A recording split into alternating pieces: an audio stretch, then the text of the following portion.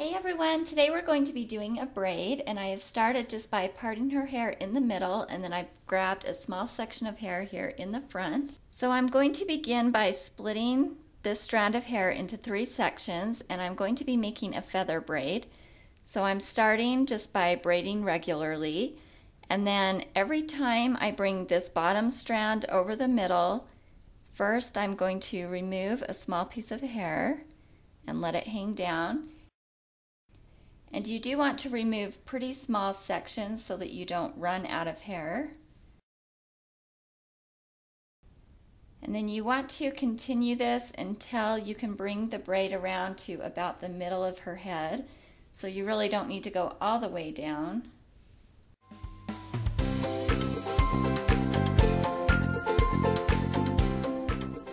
Okay, so I'm at the point where I'm pretty much to the middle, and so I'm just going to tie this off for now.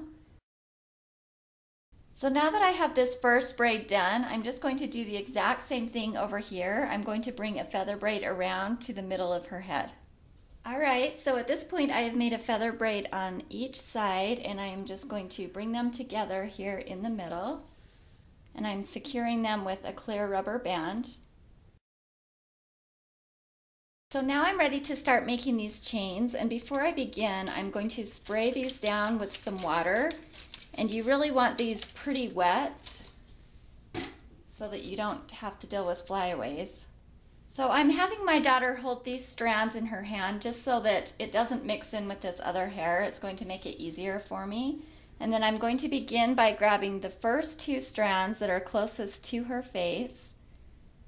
And then I'm going to take these strands, cross one over the other, and just tie it into a little half of a knot. This is just like tying a shoe. And this first one, I am going to tighten it all the way up to the top of that braid.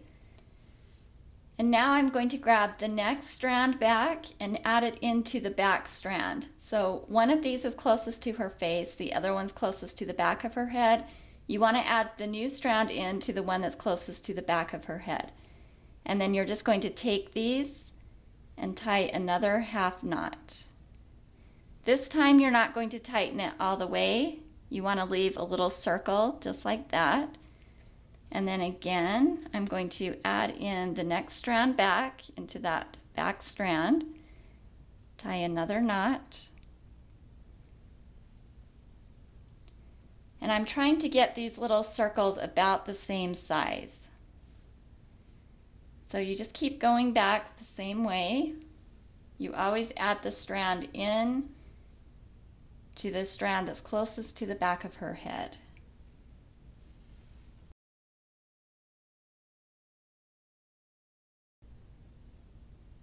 As you're going down, if you find that the chain is longer than the strands that you have hanging down, you can always combine a couple of strands.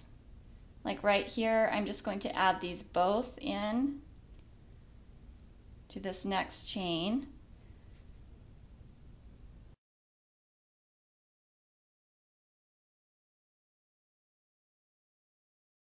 Okay, so I'm finished with the chain on this first side. I'm just going to clip it right here where it's knotted to keep it from coming unraveled, and I'm going to do the exact same thing on the other side.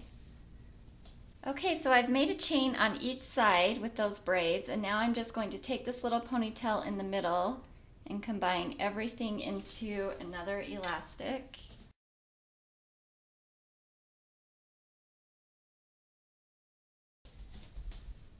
Okay, so this is the finished style, and this should look better as it dries, but that should give you the general idea of what it looks like.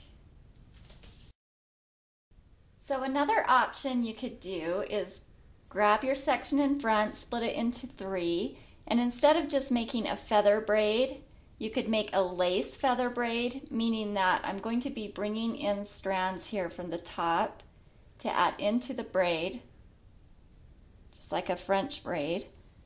And then again, you would just remove a strand here from the bottom and drop it. So just every time you cross the strand over on the top, you're adding a piece of hair with it. And I'm just kind of bringing this braid down diagonally across the back of her head.